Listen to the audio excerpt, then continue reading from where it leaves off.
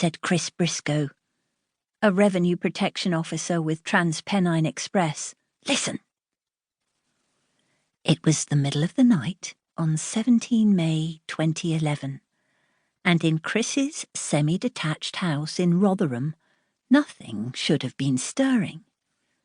But something had woken him and his wife Joanne from their slumber, and he thought he knew what it was. He and Joanne listened intently into the dark night. Yes, there it was again, a timid squeaking which sounded as if it was coming from the airing cupboard.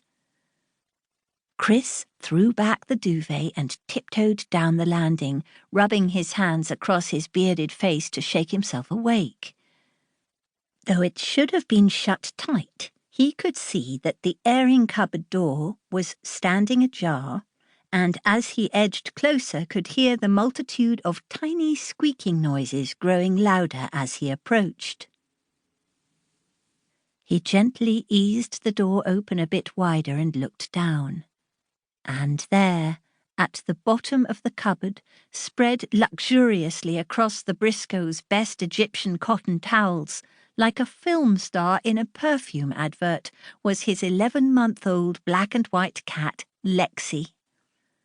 When he'd gone to bed, there'd been one heavily pregnant cat slinking about.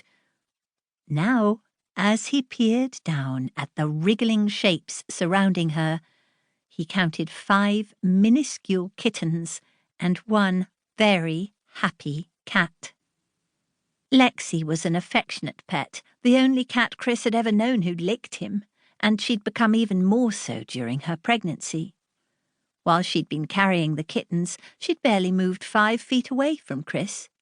If he sat down for an instant, she'd climb onto his lap.